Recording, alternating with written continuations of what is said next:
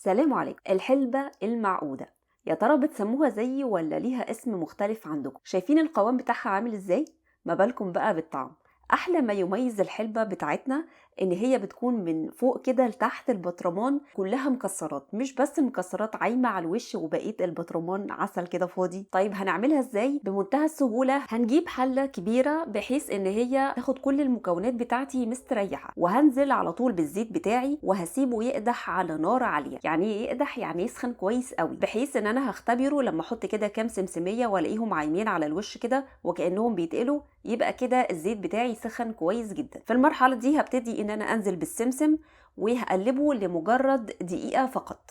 بعد كده هنبتدي ان احنا ننزل بالسوداني بتاعنا وهنقلبه لغاية لما يتحمر عشان يبقى مقرمش. خدي بالك ان انا استخدمت سمسم احمر عشان يتحمل درجة الحرارة العالية، اما السوداني فاستخدمت سوداني خاص بالحلويات برضو عشان يتحمل الحرارة.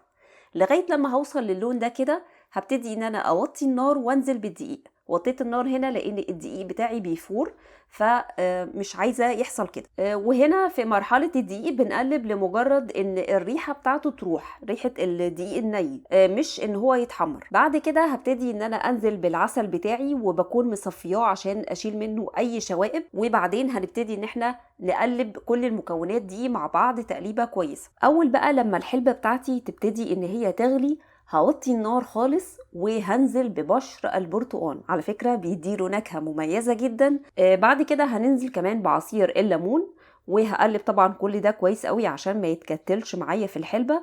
وبعدين هحسب بقى 5 دقايق بالظبط على نار قليلة، تمام، يعني هادية قوي، عشان خاطر الحلبة بتاعتي يعني ايه تتقل كده وتاخد القوام المطلوب. طبعا في اثناء ال5 دقايق دول مش بسيب الحلبة لوحدها، لا بفضل جنبها وبقلب من حين لاخر. بعد بقى مرور ال5 دقايق بنبدأ في مرحلة ان احنا نحط الحلبة بتاعتنا.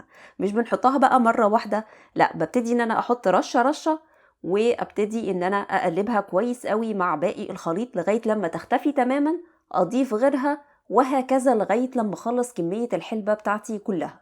هتأكد بقى ان هي اخدت غلوة اخيرة كده، وبعدين هنشيلها من على النار ونسيبها تبرد تماما، ونستمتع بأحلى حلبة معقودة هتاكليها في حياتك وهترجعي تكتبي لي كده.